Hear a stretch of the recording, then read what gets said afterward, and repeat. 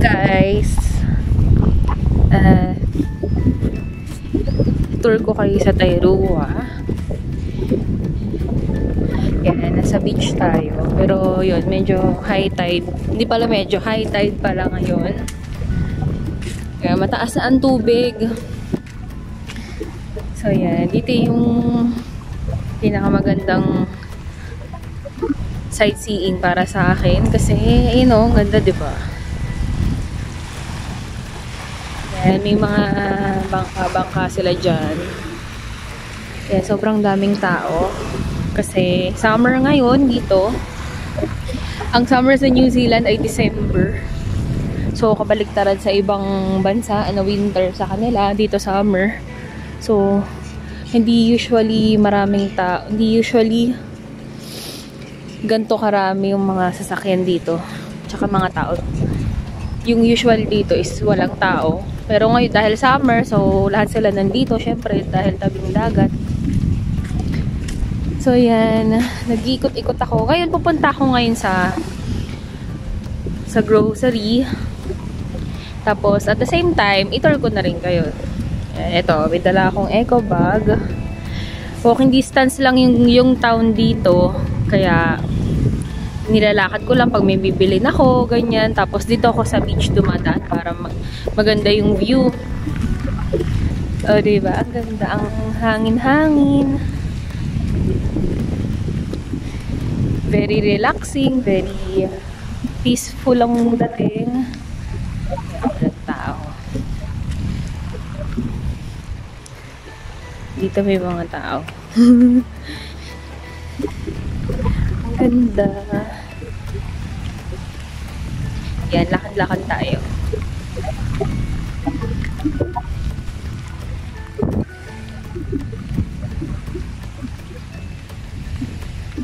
Pupunta tayo ngayon ng town. Bali, galing ako sa apartment na tinutuluyan ko. So, yun. Kakalabas ko lang ng apartment.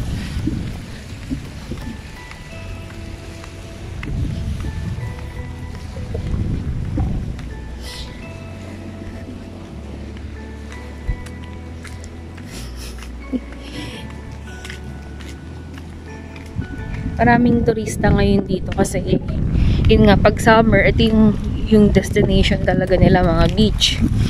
So,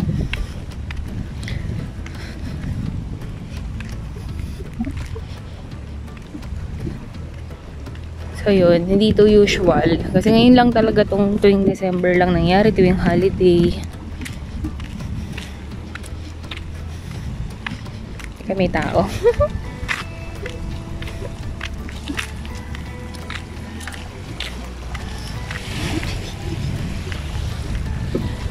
Ayan.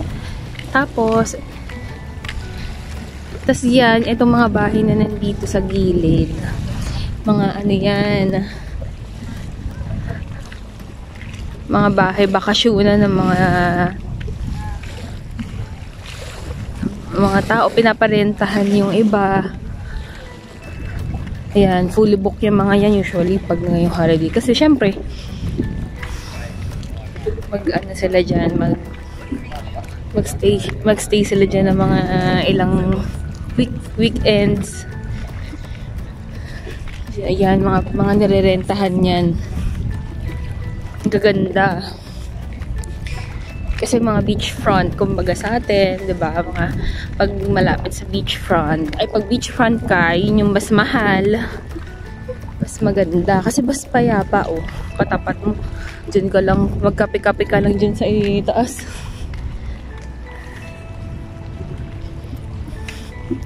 Ayan. Tapos maganda dito, may mga tables dyan. Pwede ka mag-picnic-picnic. Wala naman bayad.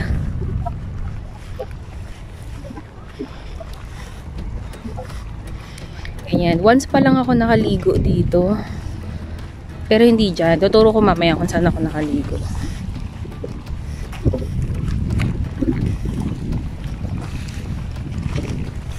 Ayan. Iyak kami mga tao. Ayan. Diyan yung mga magagandang bahay na mga Yung iba dyan, siguro hindi pinaparentahan, siguro private owner ng mga taga dito. Tapos umuwi lang sila pag summer. Pero usually, yung everyday, yung di summer dito, di December, walang tao dyan. Walang, as in talagang parang ghost town. Talaga walang nakatira. Tapos ngayon lang talaga nagkakatao.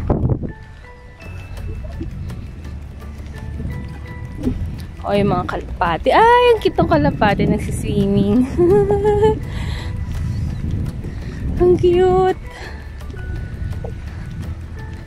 Hey, nilulutang sila. Oh.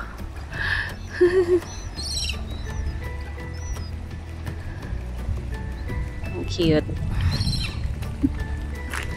Yeah. Medyo mahaba din yung nilalakad. Pero okay lang kasi maganda naman yung view. Ay, meron silang tent dyan, oh. Nagtatayo sila ng tent. Glamping. Glamping ang peg. O, diba buhay na buhay yung mga bahay dito. Pero pag no mga unang dating ko dito, October, November, walang tao yung mga yan. Pero ngayon, occupied na sila, oh. May mga tent. Nagka-camping sila. Cute. Ganda. Ganda ng bahay. Perfect. O, diba? Sobrang ganda.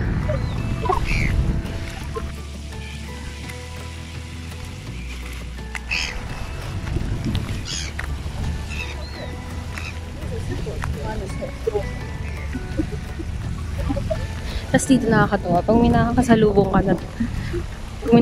ka naglalakad, ngiti lang kayo. Hi, hello, good morning, gano'n. Sobrang palabati sila. Yan. Kasi konti lang mga tao dito.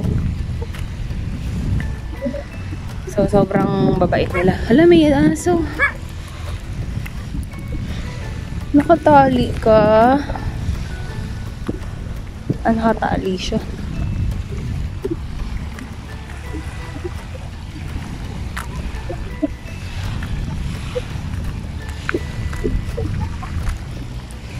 Malapit na tayo, guys. Kunti na lang.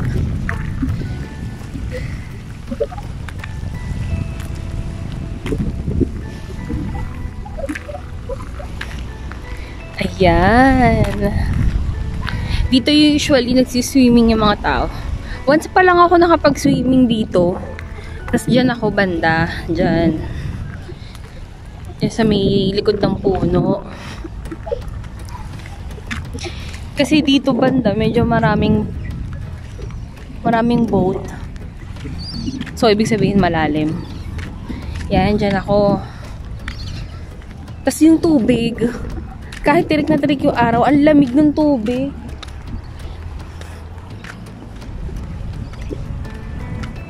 Ayan, dyan. Sobrang lamig ng tubig. Tapos yun, nakayapak lang ako. So, medyo ang sakit ng paa ko kasi puro mga bato yung mga natatapakan ko. So, pangat yung pwesto ko, yung lugar kung saan ako nagbabad. Ang ganda. Ayan. Malapit na ako sa town.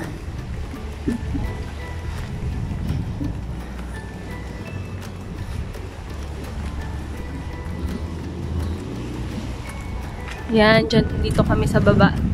Nagbabad. Para may lilim. Malinis naman yung tubig. As in. Ayan, dyan. Oh, ang daming tao. Usually walang tao. Kasi yan, pwede kang mag-rent ng mga pangkayak. Yan, free entrance naman kasi. Ayan, nandito tayo sa town. Basta makita mo tong one-way bridge na to. Pa-town ka na ibig sabihin. Kasi yan, ang daming sasakyan. Usually wala talaga sasakyan yung everyday talaga dito wala. Kasi Teka, nahiya ako mag-video.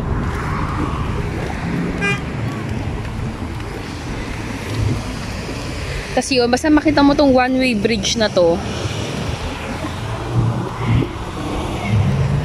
pa-town na yun. Pagtawid mo dito, town na. Kasi yan, mahilig sila tumalon-talon dyan.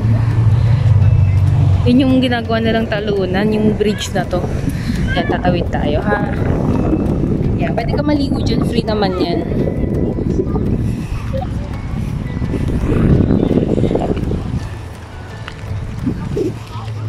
Tawid tayo.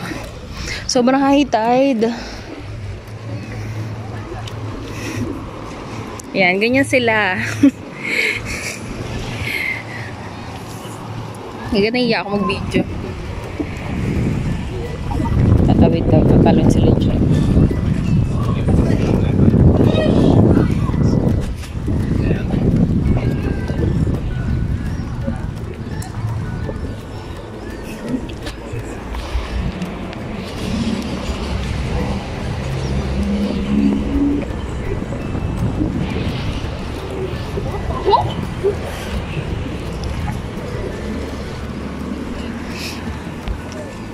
O, diba? Ang sarap mag-swimming. Grabe, ang daming tao. Ngayon wala nakita na ganyang karaming tao dito. Dami kahit sa kabila. Grabe, sobrang hindi ganyan. Ang daming tao.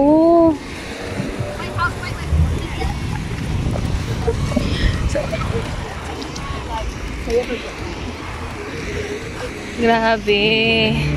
Pagkakataon namin pagka hindi na peak season. Ito kasi yung pinaka-peak season dito sa Tairua is December, January, February, ganyan. Kasi yun yung summertime. Pero pag hindi na peak season, kami lang talaga nandyan. Kami lang naliligo, kami lang nasa beach. Walang ibang tao. Yung playground na yan, wala, empty yan.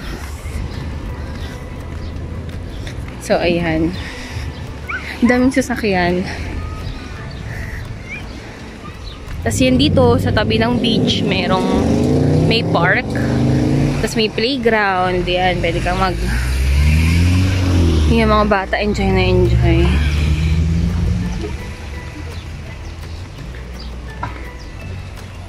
Dito mga kiwi, mahilig sila sa mga outdoor activities like swimming, yan, mga playground. Yan yung mga gustong-gusto nila. Pagka weekend, ang punta nila hindi mall. 'Di ba sa Pilipinas mall lang usually pagka weekend, Saturday, Sunday mall. Dito sa kanila park talaga yung bonding nila. Picnic, ganyan, mga ganun outdoor activity yan, mahilig sila sa ganun. Yan, ito town na to. Tapos ayan, marami mga public toilet dito.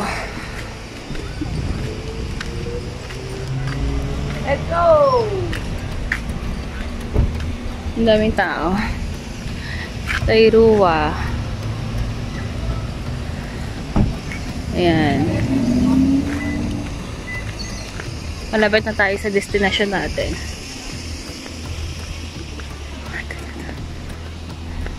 So ito, may coffee shop. Marami namang kainan dito.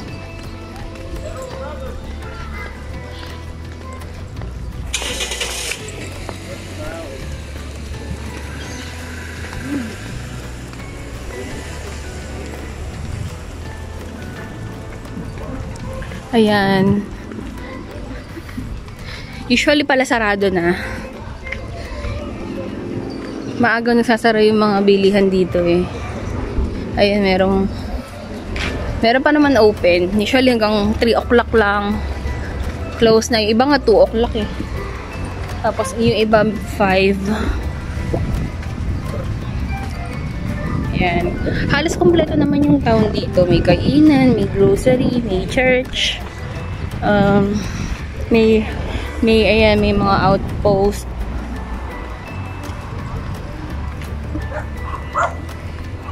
Ayan, may mga kainan. Maraming kainan kasi nga maraming turista dito eh.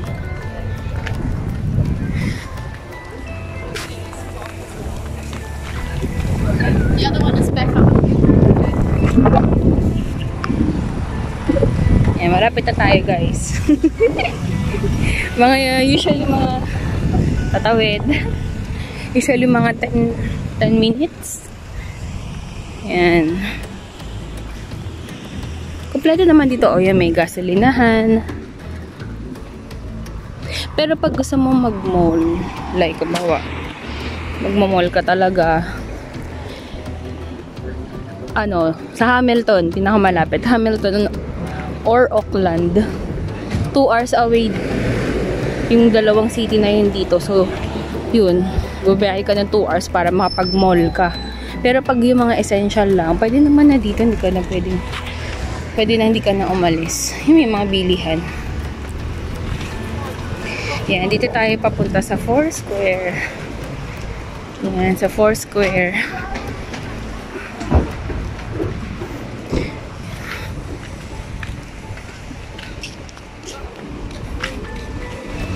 Yan, dito tayo. Okay guys, bibili muna ako, mag-grocery muna ako, ha? Cut ko muna ang video.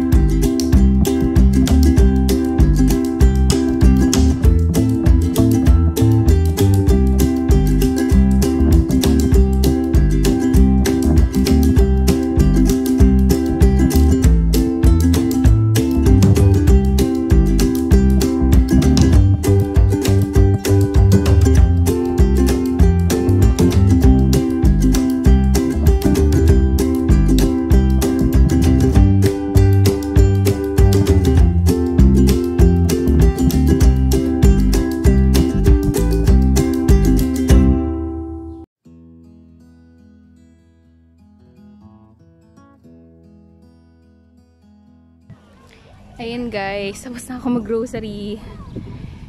Ayan, ito na yung bridge kung makikita nyo. Galing na ako sa bridge. Galing na ako sa town.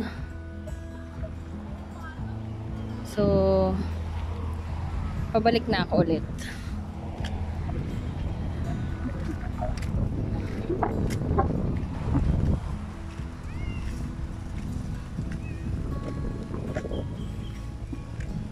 Ayan.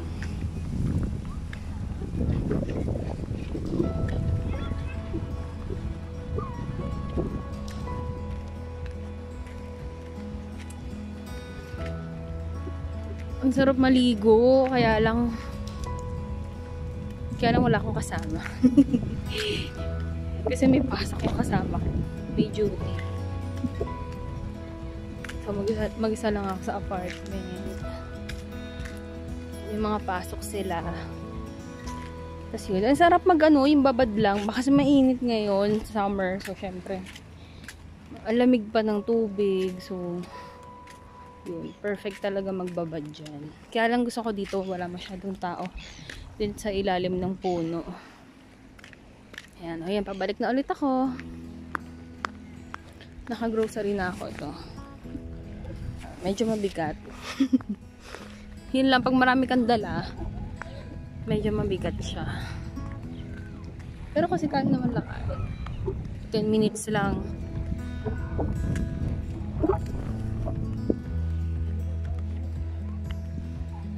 Yan, pwede kang mag-rent ng mga bangkayak. Yung iba dyan, maraming bangka dyan. Yung iba, swimming lang, talon-talon lang sa bridge. Yan, dito ulit tayo sa sa medyo payapang area.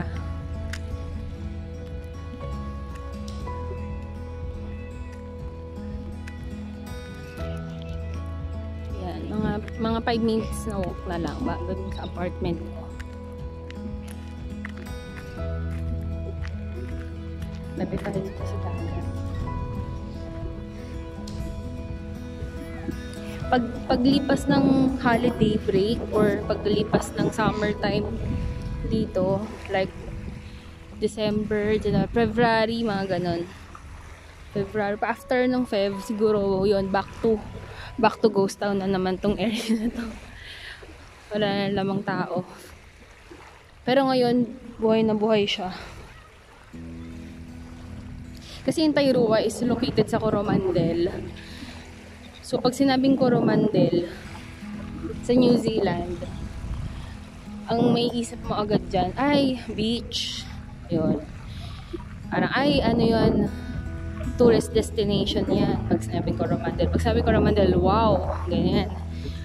Parang kumbaga sa Pilipinas, parang, pag sabing Coromandel, parang Palawan, ganun. Palawan, Boracay. Ang unang may isip mo agad pag sinabi Coromandel is bakasyonan. Bakasyon, yan, pasyal, mga beach, yun agad talaga pag sabing Coromandel. So yung Tairua is located sa Coromandel. Pero do, malaki yung Coromandel, hindi lang ito. Malaking area siya, malaking lugar. Tapos itong Tairua, small town lang to sa Coromandel. So, dito ako ngayon sa Tairua. Tapos talaga dinadayo to. Like, malapit dito yung hot water beach na tinatawag nila. Tsaka yung beach cove ba yun? Na sikat.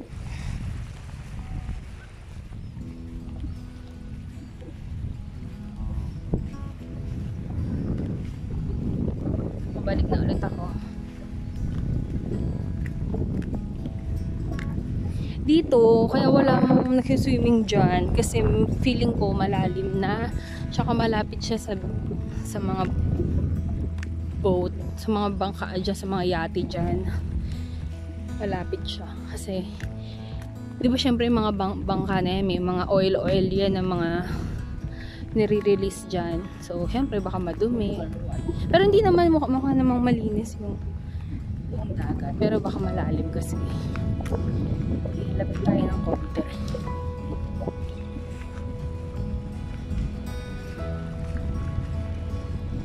Ayun, medyo malalim na siya. Parang, tsaka mabato siguro. Kaya, hindi siya talaga, wala nagsiswimming dito banda.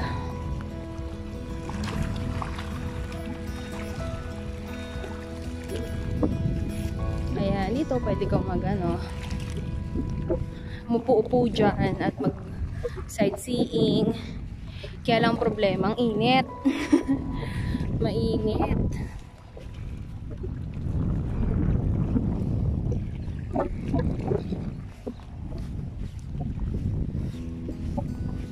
Like tutok sa araw.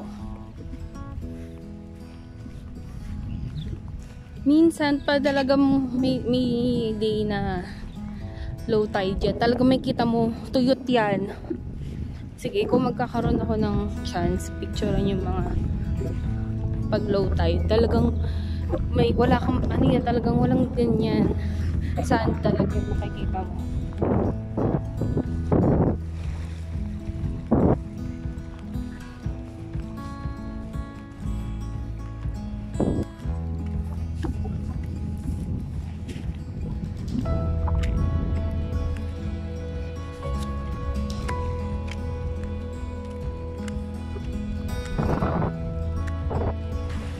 Dito sa part na to, masarap mag-jogging, masarap mag-exercise, walking, ganyan.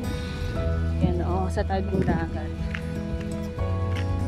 So ako parang pinaka-exercise ko na pag magpupunta ako ng Foursquare dito sa grocery. Yun yung pinaka-exercise ko. Kasi naglalakad ko lang talaga siya. Medyo mahaba din naman.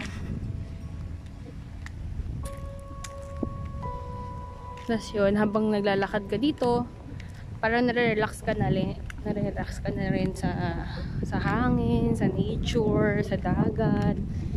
Yun. Parang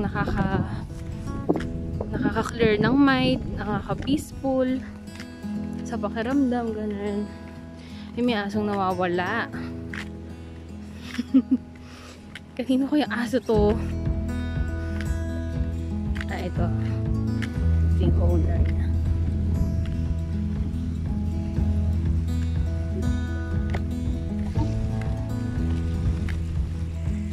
Pwede ka rin mag-bike. Pag magbabike ka dito, kailangan may helmet. Hindi pwedeng wala. Hindi pwedeng walang helmet. Kahit dito ka lang, kahit sa subdivision ka lang or dito, naka-helmet ka.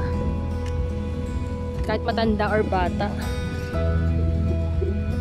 Parang pag bumomotor, dito kahit bike, kailangan naka-helmet. Ayan, ito, masarap po dyan.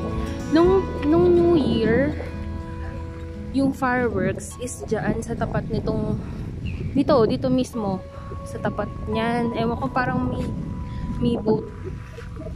May boat dyan sa may gitna ng dagat, nung gabi na yun. Tapos, ang daming tao dito. Nakaupo dyan, sila nakaupo. Tapos nakatapat lang kami dito, tapos may fireworks dyan ng saktong 12 o'clock ng New Year. Tapos yun, mga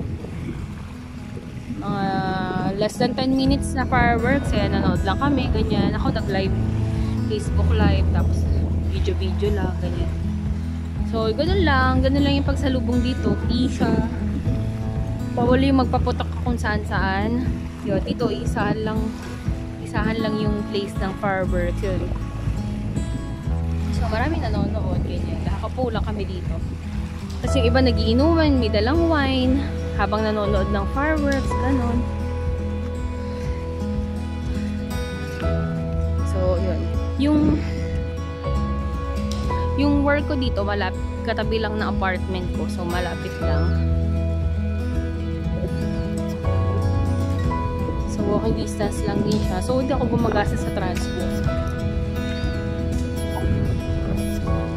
Tapos yan, pag nainip lang ako sa bahay, pag nainip lang ako sa apartment, pumunta lang ako dito, tapos upo ako dyan, tapos kapalipas oras, ganyan, papahangin. Yun, wala namang tao. Yan, may toilet na naman.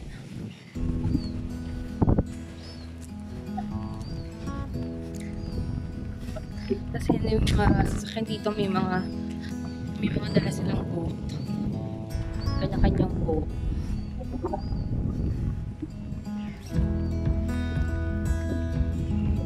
Yan. Ayan, sinasakay nila dyan yung boat nila.